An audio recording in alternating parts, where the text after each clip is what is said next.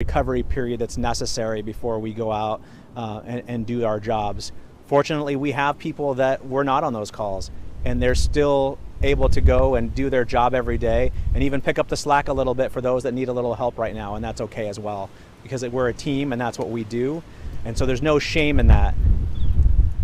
And I think that's the struggle when you run into police officers and firefighters and fire personnel is, I'm not here to do my job, right? And they struggle with that as well. So you carry the victims with you, you carry the consequences, you carry the outcomes, and you carry that stigma, if you will, if I'm not here to do my job. And we're here trying to tell everybody that we're here to help them through that process. And again, with that, I'll thank you once again for telling this important story, and I'll bring Chief Glass up to the microphone. So thank you. Thank you, Stephen. Andrea Glass, ANDREA-GLASS, Assistant Fire Chief with Tempe Fire Medical Rescue. Again, on behalf of Tempe Fire Medical Rescue, we do appreciate you getting this story out. It's incredibly important. As you can see, we're a united force when it comes to police, fire, public safety, and really handling these calls together. Respond to the calls together each time. And so for us, it's not just one call, it's not just 3 calls, it's 25 years to 30 years of doing this type of service.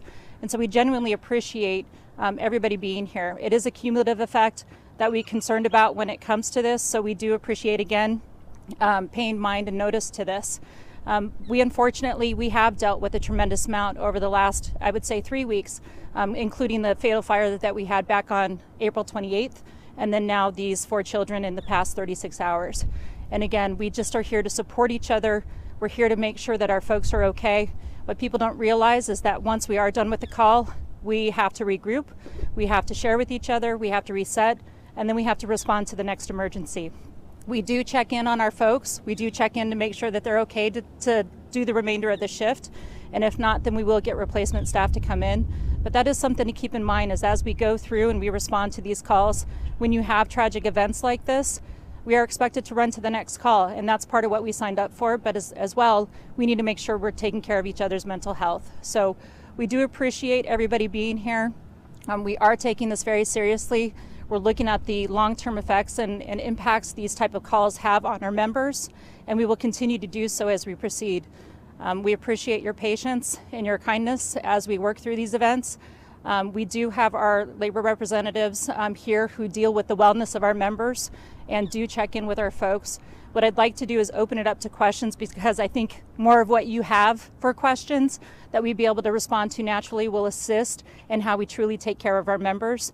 So I'm going to open up. Again, we have Captain John Duffy here and Rob Ferraro from Tempe Police to assist with any questions that you might have, and then we can proceed from there.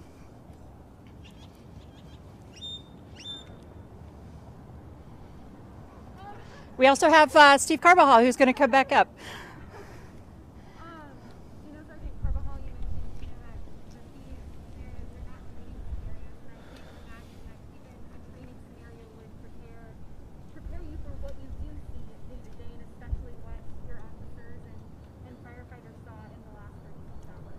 That's correct. We try to, the best we can, certain scenarios, whether it's defensive tactics or different scenarios, survival sometimes on the street, street fighting, some of those types of things that an officer may encounter during a shift. But there's no way to know how your mind is going to process trauma, right? And that's what we're talking about today is how long does that last? How does everyone deal with that? No two people deal with that the same way.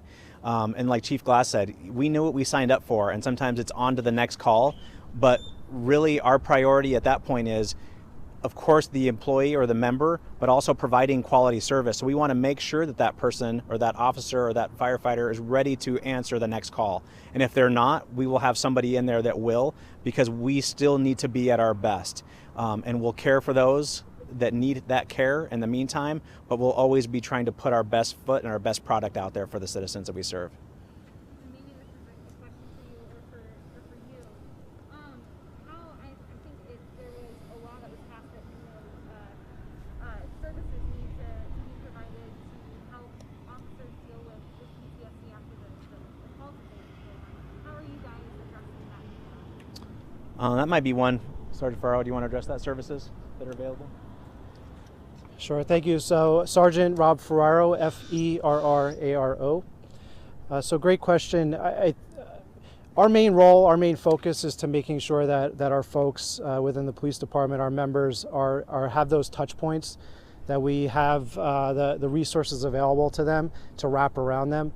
A lot of this, much of this, thankfully, will legislation that was passed several years back through the Craig-Tiger Act ensures that we will have that ability to get those officers what they need. We're relying heavily on our internal peer support, making sure that each officer that had some contact with all three of these calls is linked up, so they're having that constant contact. My role through the Tempe Officers Association is to be following up with these officers, and I'll tell you, a lot of it this weekend was just listening. It was on the phone. It was listening to our cops who were on these calls, unloading the grief. There was a lot of crying, sobbing, and the question was asked before. You can't prepare for this. Almost all of us have children, and it was extremely difficult. Even just to listen to the details shook me, and it's vitally important that our folks have those resources and those constant contacts. What are some of the long-term resources that you offer for officers? You know, the last couple days you guys have been in constant contact, but what happens, you know, a week from now, a month from now? So that's a great question, because as Sergeant Carbajal had mentioned, trauma affects us all differently. It could be moments after, days, weeks, months, years, decades later, where trauma from the cumulative stress from the job or particular incidents affect us. And so that's where we have to break this culture down of suck it up, because it's okay to not be okay. It's okay to reach out for help for our own internal well-being.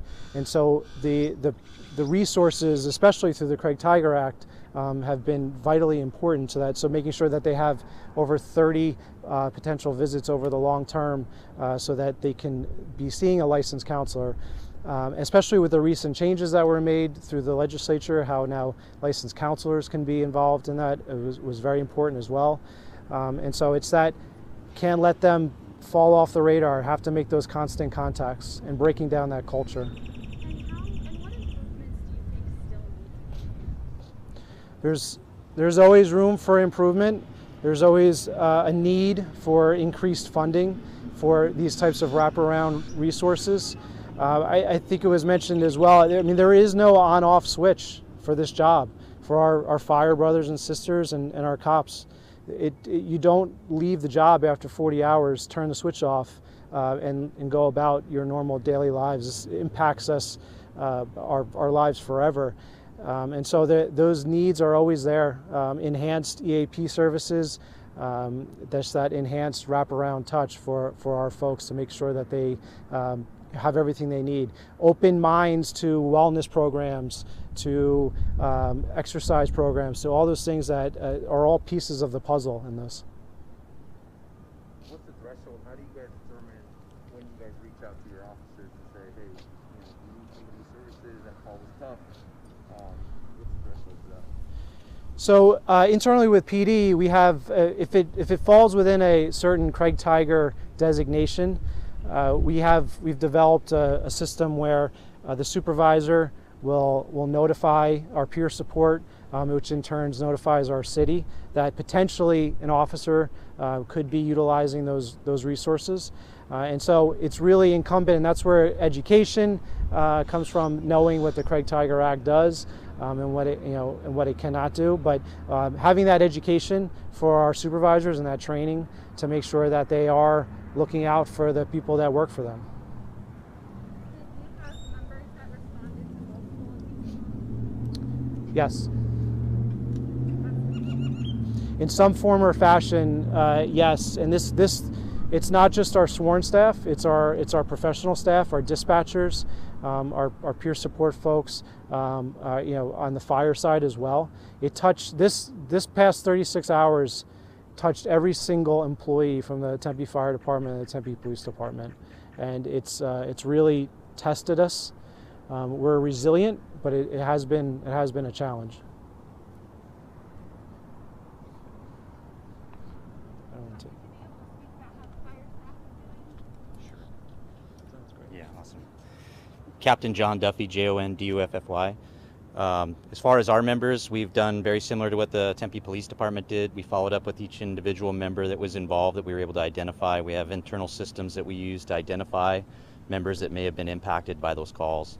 And we've done a very similar system where we follow up with those members individually, both with peer support, labor members, and members of the management team to follow up with them and see how they're doing, make sure that we offer them the resources that we have available, make sure that they're aware of the resources that we have available. And then we'll just continue to follow up with them for as long as it's necessary, and that's an individual thing. Each member will kind of tell us when they feel like, I don't need any follow-up anymore. We're more willing to give more help than's necessary than too little. You know, I think you all have touched on this in some way, but I mean, just the fact that these are children weighs heavy, I think, more so than maybe other calls we get responded. Absolutely. Pediatric emergencies are something that we definitely all, especially us that have children, identify with, usually more impacted than a call involving an adult. Definitely more stressful. And this was kind of touched on, but at what point do you guys decide, hey, we need to reach out to our crews and respond to this call? I mean, how often does something like that happen? It goes in waves, but it can be quite often. There are calls that maybe don't necessarily meet the criteria, however, it was abnormally stressful. We have ways to capture that after the fact. And reach out to those members after that call to make sure that they're doing okay. That happens on a very regular basis, that we are reaching out to members to make sure that they're okay, to make sure that that call didn't affect them greater than it should have, or that they feel it should have, and making sure that they have all the resources available to them that we have. John, I can touch on one more thing. Yeah. So when it comes to that as well, we do track high stress incidents in our databases or our electronic patient care reporting system. So we are monitoring that. We're seeing how many high stress incidents each of our employees encounter each year. And so we're able to pull that data and information. So if we're starting to see an increase with some of our personnel, we can start to keep a closer eye. So that's something new that we've been doing as for Tempe Fire Medical Rescue, just so we could see how many high stress incidences are they experiencing, are they encountering each year, and we're trying to use some of that data as well as the personal side to be able to get the appropriate resources. Do you have any specific numbers on that? I do not at this time, but I can take a look and provide that later. I'm sorry, did I miss when you started tracking that? That's been over the past year that we've been doing that, and we do mark them as HSI, which is high stress incident. So we are trying to track better with our members how many incidents or type of incidences they're doing or going on with this. And I do want to remind people that, you know, we are called to help people, but who helps those who are providing the help, or how easy is it for us to ask for help? So it's very difficult. Like Rob Ferraro had said, we're trying to get past that stigma and make it okay to ask for help for those who help others. Have you talked about the amount of times that you typically encounter this drastic incident that cause so much emotional trauma and stress? I would say what we've seen in the last 36 hours is definitely something that is an anomaly for us, because it's just so many high stress incidents of pediatrics within a short and condensed time. But we deal with a tremendous amount of stress, trauma each day.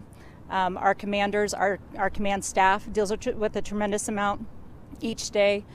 So this is a fairly regular occurrence, unfortunately, that we see both the police and the fire side. But to have the pediatrics, to have 4 fatalities within a 36-hour period is very challenging. It's been very stressful and traumatic for our crews. I don't know if you guys have these specific numbers, but between police and fire, could you tell us roughly how many crews would have been responding to these incidents, just to get an idea of how many people these incidents would have touched over the last 36 hours? Oh, let me think about that. Probably like 15 to 20 from our side, I would say. 15 to 20 personnel? Yeah. Okay. So from a police side, 15 to 20 personnel, I would say, because we have 4-person companies, I believe we had 2 companies plus an ambulance plus a battalion, so that would make 12 to the double homicide. And then we had another 12 that 12 that responded to the drowning, and then we would have had another 6 to 8 for the shooting. So it starts to add up as you start to see this. Again, our battalion ends up going on all of these calls, so they see a tremendous amount, along with our engine companies and our ladder companies who are responding for the medical component. So quite a few have been impacted between Tempe Police Department and Tempe Fire Medical Rescue over the last 36 hours. And I know for PD, some of that staff overlapped. Did some of your staff overlap? Yes, so we did have staff that overlapped. We did have some personnel who did go on the double homicide, that did go on the drowning. And again, we check in to make sure, are they okay to do the remainder of the shift? And we did end up sending one person home just to make sure that they were taken care of, and then we check back and follow up with them. But again, we verify that they can respond at the highest level, as Sergeant Carbajal was saying, to make sure that they can still respond over the next course of 12 hours, 14 hours, whatever that might be.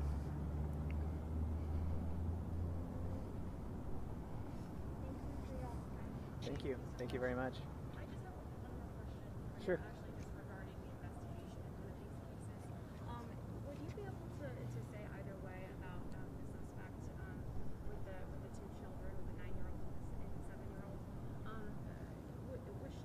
Had she dealt with any mental health issues herself that you guys would be able to talk about? We're not going to release any information on that. This was more just a wellness briefing than it was an investigative briefing, but I appreciate you asking that. We're just not going to go into those details right now. Okay? We all good? All right, thank you. Thank you all for coming out. Thanks. We really appreciate it. Thanks all for coming. Appreciate it. Because they said that channel 12 was 10, I guess, or Mike wasn't working. You guys want to go inside? Okay. Yeah, you guys? No, yo creo que Yeah, I'm good. en la sombra.